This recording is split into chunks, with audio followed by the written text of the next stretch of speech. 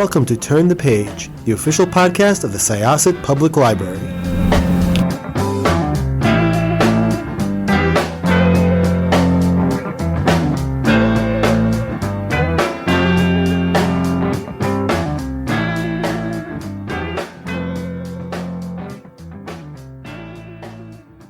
Hello, everyone. Welcome back to Turn the Page. I am your host, Jen, and I am joined by a fantastic comics creator who is here to speak about a book that is just absolutely gorgeous. And it captures such an interesting age in such a tender and empathetic way. And I am so excited to talk about this book. So, welcome. Could I ask you to introduce yourself and your book, please? Hi, everybody. My name is Dani Diaz. Yeah, I'm the illustrator and author of my debut graphic novel. It's called DREAMOVER, coming out through Top Shelf Productions / IDW Publishing. Your book is so beautiful. No, thank you. It really made me very nostalgic for the age that is depicted there, that sort of like 12, 13 age, but also like glad that I don't have to experience that again in a way because it's Yeah, for sure. so hard. Yeah. So before we get into it too much, could you just tell us a little bit about your journey to comics? When did you get interested in comics and when did you start making them? It all goes back to the Garfield Fat Cat 3 packs, if you know what I'm talking about. Yep. Um, that I don't know, I just read, that's like all I read as a kid. Um, and so I think that's why I have just this incredibly deadpan, sarcastic sense of humor. I basically am Garfield. That's what I'm saying.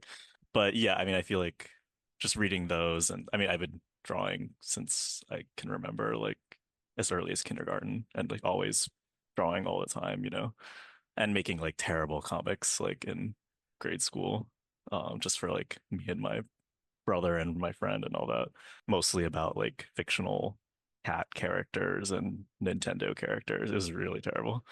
Um, but then I guess I started to become more serious about just art in general, like, in high school but really more in the like fine art illustration worlds, not really comics, I guess.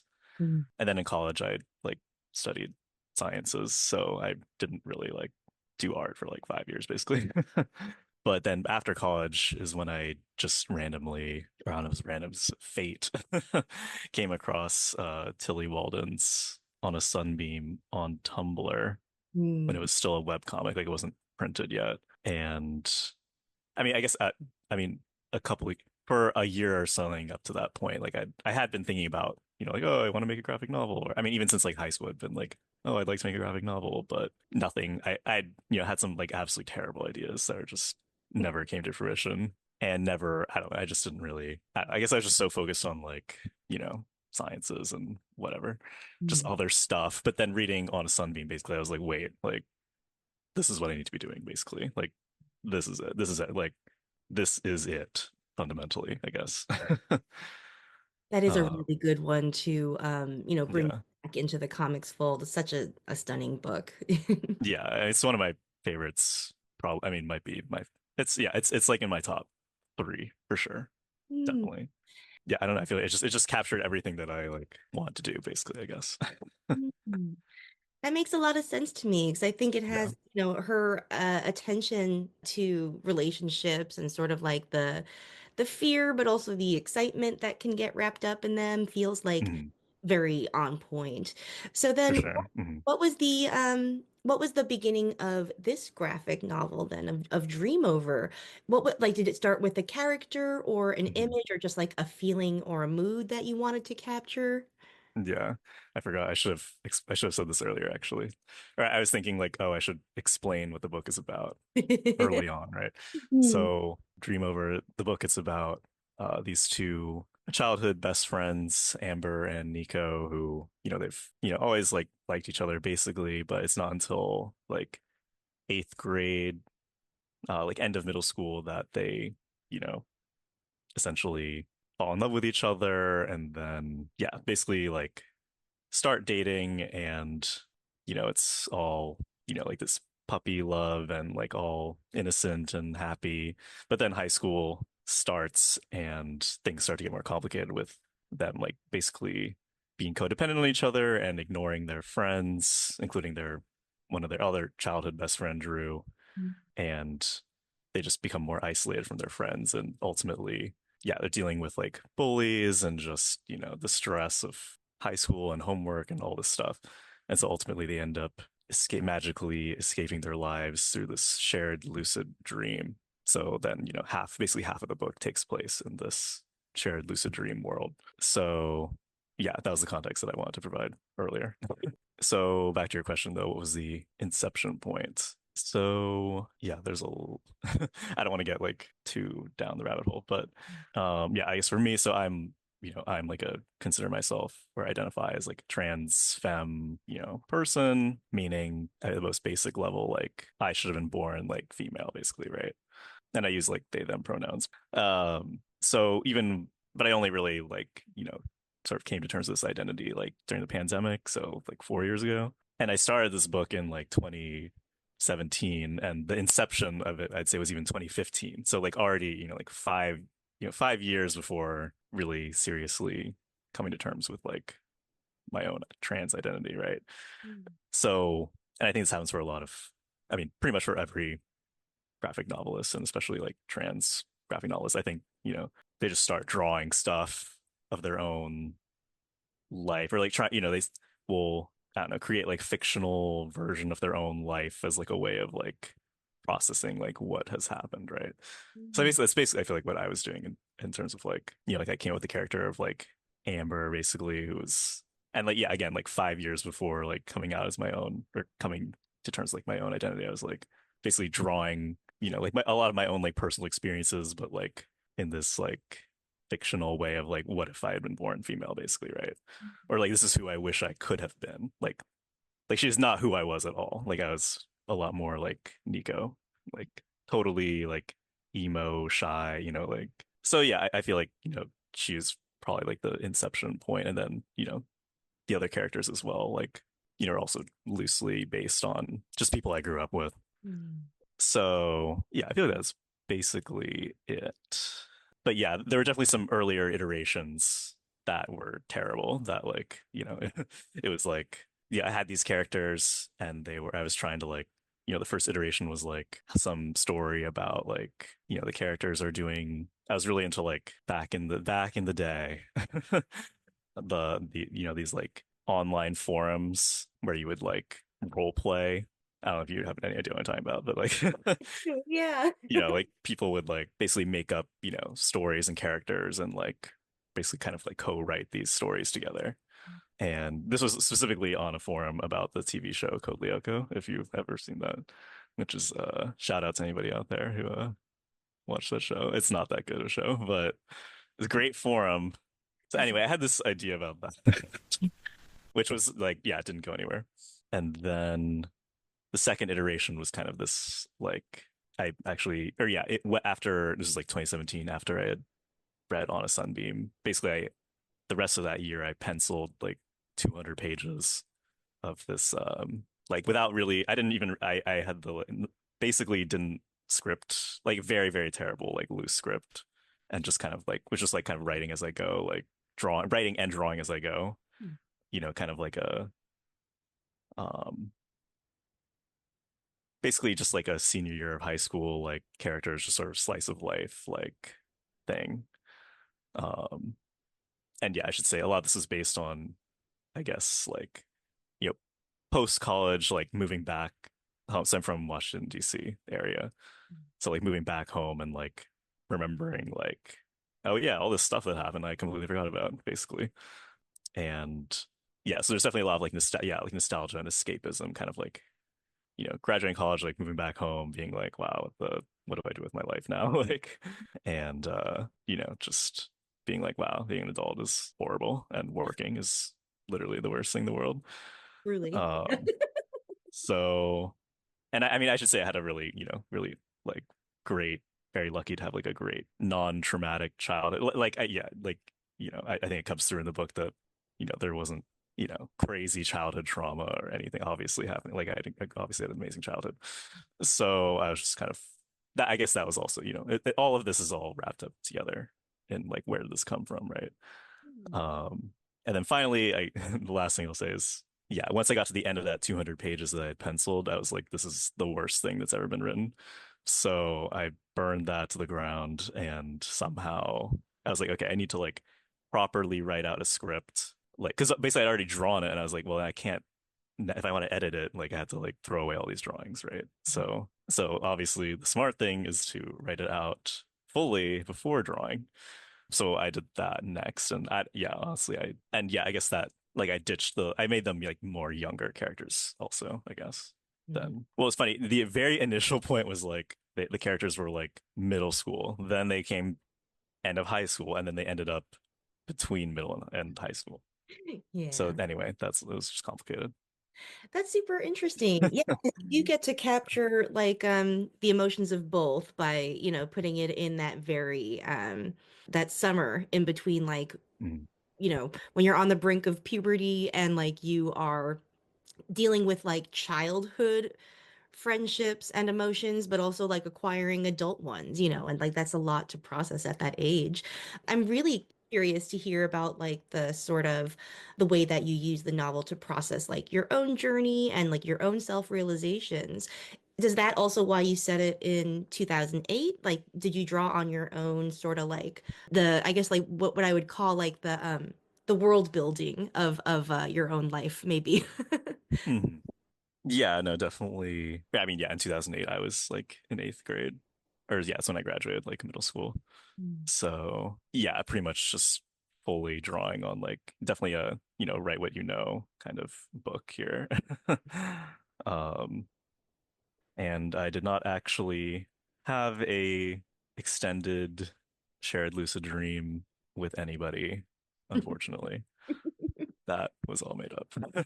That does sound I, very interesting. I mean, but it does feel like what your first relationship feels like. Like you've discovered yeah, for your own sure. little world, and like you're living in your own reality. Yeah, it's definitely, yeah, 100%. Like it's the whole thing is just like the metaphor for that, basically. And yeah, just yeah, like you said, the world that you create. I mean, I think any, relationship between two people, or I mean, even that doesn't have to be necessarily two people, but it's like its own world, right? But especially, I think, yeah, a romantic one is especially involved. And especially, and when you're so young, it's like there's zero boundaries, like no like guidelines, basically. It's just a mess. Yeah, so that's what it's all about, really. Absolutely. So I'd love to know what goes into how you depict like that process of like figuring out something, whether something is like deep, deep friendship or whether it is romantic love, because that's confusing at that age, but like also when you're a grown up, I think like that confusion never really goes away. So yeah, could you talk about like how you are depicting like the love between them and how it blurs Mm. all these boundaries? Yes. I should say, or I guess thinking about like how I depicted them or, wrote the relationship and everything, I felt like, or I guess in general for, young adult or middle grade books, I think, like really putting yourself in that mindset of being that age and like taking their perspective seriously. Mhm. Yeah, like I guess what I'm trying to say is I feel like there are, books or media, I don't know, I guess mostly I'm thinking of young adult books or graphic novels that it's like or middle grade, the characters, it doesn't really actually necessarily always feel like you're like looking at it from their perspective. Like sometimes it's just feels like, okay, here are some adults that created this, that these characters are totally wooden and like they're just tools essentially to, they're just plot devices. I don't, you know what I mean? Like I felt like, yeah, really important to like yeah, again, take the adolescent perspective seriously in order to write something like this convincingly, which means like really like being at that age, it's like, you really don't know very much. You don't know very many people. Like, the world is just incredibly small. But I guess what drives this book is like, despite that objectively, it's like these kids are they don't know what, they don't know any better, right? And I mean, added to that, none of us at that age knew anything about anything, basically. But I guess taking that perspective seriously, it's like what you do know, there are things that you do know for sure at that age, like or like in the case of this book or these characters, it's like, they know that they, have these feelings for each other, like very deeply, right? Or what they to them, it's like very deep. Mhm. Um, and I just think that that's like kind of a fundamentally a weird thing that it's like even at such a young age, like you can feel that, I guess, amount of like conviction or like that depth, I think, of feelings for, or like, your entire life is like, your friends and family and in this case, like Amber and Nico, like each other, right? Like they're basically that's their entire life. Mhm. Um, so yeah, I just feel like that was really important to me was is in going into like how I approached writing and creating everything. Mhm. Yeah, I think it's Yeah. easy to tell when authors are writing childhood through the lens of adulthood, if that makes sense, like with an eye to Yeah. adults that Right. they will become. But like kids don't know that, like so Yeah, it's very like like that. Yeah, to me that's like a very like pedantic mode of pedantic slash almost like condescending a little bit of like, oh, yeah. it's like you don't. Right. Yeah. Trying to remember I don't know if I will remember, but Mm. paternalistic, I guess that's the word. Yeah, I think that's the word I was looking for. Yeah. A paternalistic. Yeah. Yes. Like this Yeah. is totally not meant to be a paternalistic book, I guess. Hmm. And it's not like it captures the Yeah. way I think that like kids that age talk to each other very well. Like so I'm just thinking of the scene like very early on when they are left they have a class trip to like the pier, Oh and yeah, yeah. they're unsupervised by adults. Mhm. And there's just like it very accurately gets that split of like, oh, we're grown-ups because we're by ourselves for the first time and we're gonna do what we want, but like they still talk about like silly kid things, and like Right. just like that sort of like you want to be an adult, but you're not quite there Yeah. yet. It's yeah, very like Totally. tender and very like compassionate, I think is like I would say. Yeah, thanks. Yeah. Yeah, no, that's yeah. Thanks for remembering that. Yeah. I appreciate your pointing out that part of that. Very sweet. Like Um, it did make me yeah. that was the part where I was like, oh, I would love to be like be that age again, where like Yeah, being exactly. independent is like still new and exciting, Right. not like an obligation yet because you don't have bills or so, Exactly. yeah. You got it. You totally got it, Jen. Can we talk a little bit about like your depiction of their friends, especially like their Mm, other best friend who kind of rounds out their trio, uh, yeah. choosing their personality, shaping them, and like I guess what with them, like what are you trying to get at, or what were you exploring about like friendship at that age, if that makes sense, like and the Mhm. role it fills in your life? I suppose I would say, prior to eighth, I would say practically no earlier than eighth grade, I think is it even is maybe seventh grade. I don't know. Like is it like no two kids are going to like have a relationship? I'm putting air quotes. Like it's like that's just not even possible, I feel like. Like I mean, I feel like, in when you're um throughout like middle school and whatever, people are great, even grade school, it's like, people have crushes on each other, whatever, but it's like not, it's all like just silly, but I guess that's the thing is like but that seventh or let's say eighth grade, like I think that's a turning point where it's like it is now actually possible Mm. to enter into, I think, and kids are already smart enough, like at that age, they already like they've already developed a pretty sophisticated understanding of like this is what a relationship is and through like media, through a lot, I think a lot through media and through just like observing other, older kids or like their siblings or whatever, Um, so yeah, I think that like between, I guess, yeah, between like, or it's like they start dating at the end of eighth grade and it's like, they're going into ninth grade and like definitely high school, like I would say high school for sure is like, that's like people are dating all the time in high school. Like it's like full on, just like you know, that energy. Um, so, but it's like, yeah, I think that, but yeah, prior to the, possibility of, being in a romantic relationship with somebody, it's like, the relationships in your life are just going to be like with your family and your friends. So that, that like supplies you with all of like the love that you need, basically.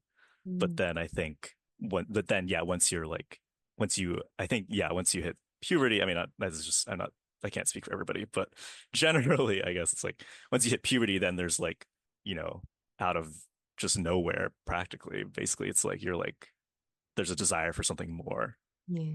than just friendship or like even the group of you had this great group of friends and like it seemed like everything was like totally great, totally sufficient. But then yeah, I guess it's that transition, that puberty transition where it's like, okay, wait, actually this is no longer sufficient. Mm-hmm. Um and so that's what causes, for like Amber and Nico, for example, to like they have they have left they're leaving behind the like and there's definitely like this whole story, there's definitely like a loss of innocence sort of component where it's like they're leaving behind that very innocent, like our friends are all we need, to that, yeah, wanting something more. And unfortunately that, when you have, I mean, yeah, there's five of them. There's two other characters who are also a couple, Stella and Grace. But really, Amber and Nico are more close with Drew because Drew's like their, longer term friend. But they collectively have a friend group. But anyway, so the two of them dating each other really, boxes out or, isolates Drew, which is, I feel like, yeah, I guess it's like there are unintended consequences of dynamics within a friend group shifting so dramatically. Like if two people start dating each other, like it totally changes everything Yeah. for everybody.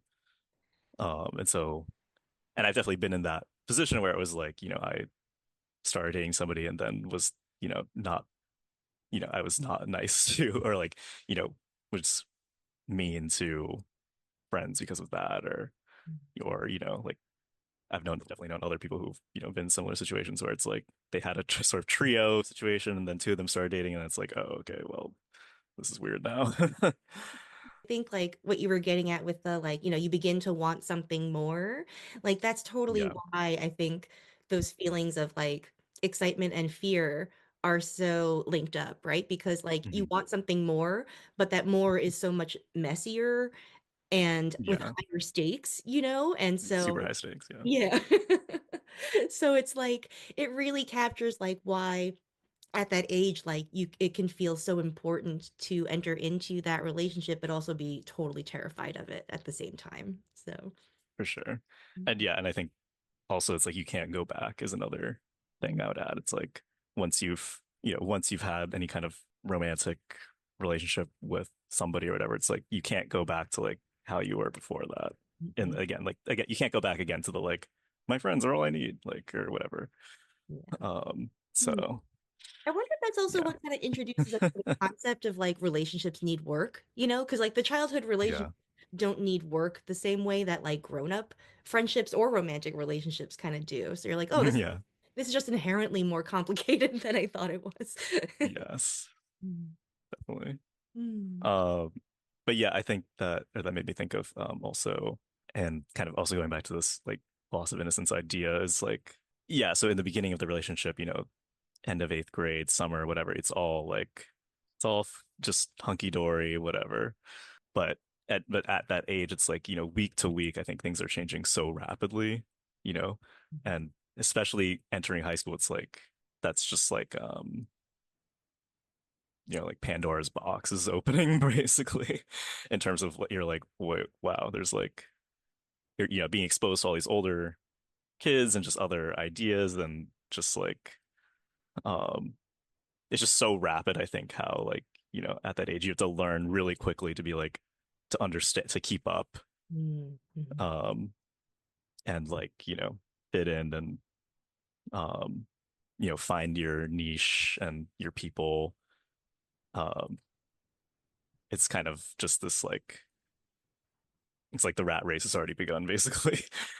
uh you know Wow, I never really um thought of it that way, but it does absolutely prepare you for like sort of like the yeah, competition of adult life. Yeah. yeah, it's very competitive, like for sure, it's like a sink or swim, like at least that's how I felt in like my high school transition and all that.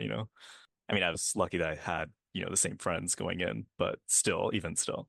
So anyway, I feel like, so yeah, they're becoming, I guess, as in the high school portion, it's like, they're starting to develop more insecurities or like they're just becoming the Amber and Nico specifically, they are starting to struggle for the first time really with like themselves and with each other and the friend group in general, but like especially with themselves, I guess. Mm. And then with the whole lucid dream thing, it's like once they've been fully like isolated themselves in their own world, it's like then there's no one else to struggle with but each other.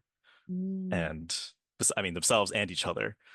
And then ultimately, without giving everything away, whatever, it's like already at that age, you're developing the capacity to like hurt others. Mm. So Mhm. that's like, like or the story, it's like not just meant to be fully fluff.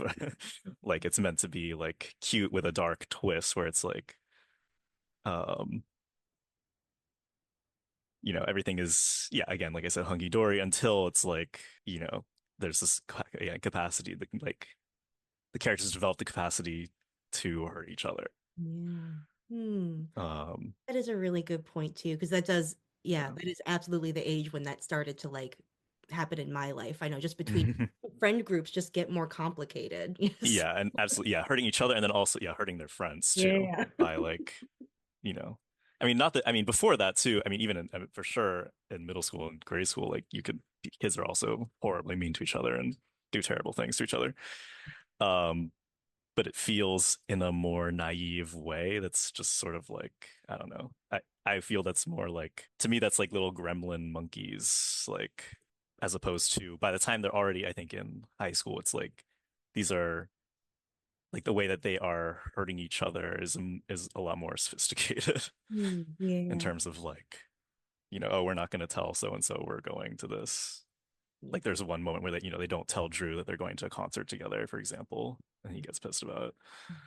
Um, Yeah. yeah, like Wow. exclusionary and inclusion exclusion, I think starts to become a big thing, and then also the holidays are upon us, and I think exclusion and inclusion is also a big thing that makes everybody hates the holidays.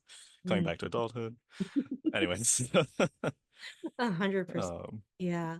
yeah, No, it is. It's just so. It's really lovely, and I think it's really a gorgeous story that really like I think encourages the reader to reflect on like their own childhood and like their own maybe like approach to growing up and making mistakes and and like Mhm. and dealing with the fallout, like because I think that's another important part about like that developing the capacity to hurt each other, that sometimes it's like, oh, I can hurt people without even really meaning to, like there's Yeah, mhm. and that's still on me even if I didn't like Yeah, hmm. Well, very unfortunate. really How it is. thank you for coming to talk Yeah. about the book. Are you working on anything else right now? What does the future hold for you? That is the $1 million question. Well, I shouldn't say $1 million because this is comics. But I do really want to do like a sequel basically. Hmm. But a sequel that doesn't, you wouldn't have to have read the first one. Nice. Like same characters, but basically, um, what happens for rest of high school and into like early adulthood, basically. Hmm. Um, and but yeah, I don't know if it'll actually happen, but I hope it does because I already wrote basically the whole thing and um thumbnailed like almost the whole thing. But it's like 500 pages right now or something. So it's like, we're it's has a long way to go, I guess. But um I'm very excited about it because I mean I already been working on that for 4 years already, basically. Wow. Like just writing it like very slowly, like when I wasn't working on Dreamover, I'd be like thinking about the next thing, and or if there were times when I was like, I don't feel like working on Dreamover, I'll just do, just write. Procrastinate with the sequel. Yeah. Exactly. Yeah. That's the best thing to do. And even better, or what's funny also about it is that a lot of the terrible stuff that predated Dreamover, I was able to upcycle. Mm. Um, which was so it felt like not a waste. Like I was like, oh wait, this could actually be used later. So you never know what, you know. I never like, delete anything that I write. Like it's all, I feel like tons of things that I come up with 10 years ago Mm. could still be viable with a different context 10 years later. Absolutely. Um, It's a very but good. yeah, I definitely do. Yeah, I definitely want to do more books. But in the meantime, I've been doing some like animation. Like I made an animated trailer for the book, um, and making another one. Mm. Um, and yeah, but it's just, yeah, I feel like it's just a matter of finding the time and resources to carry on here. But there's definitely, yeah, I have plans. Well, then I'm going to tell our listeners Yeah. to please buy Dream Over. It is so beautiful. It makes a beautiful No, holiday thank gift. you. There's still time. You have, you have a couple days. Right. Please head to your favorite comic book store, independent bookstore, library, wherever you like to get books. And Mhm. yeah, thank you again so much for joining us. Yeah. Really lovely. Yeah. Thank you so much, Jen. Yeah. It'll be out January 14th, I forgot to say. Yeah, when they So, hear this, oh, yeah. Okay. it will be out in the world. So I guess like Oh, if yeah. You're totally right. you're like So. really, really late on your holiday shopping. Yeah, I feel like is that I've never done that for somebody where I was like, I pre-ordered you a book for Christmas. I think that's a great idea, It's right? like they open a box and it's just like a sticky note that says it'll arrive later. I would personally love that. So So we should all go to that. So, all right. Well, thank you yeah. again. Yeah, Um, thank you so much, Jen, for having me. I really appreciate it. it is now time to close this chapter. It's time to close this chapter of Turn the Page. Join us for the next episode.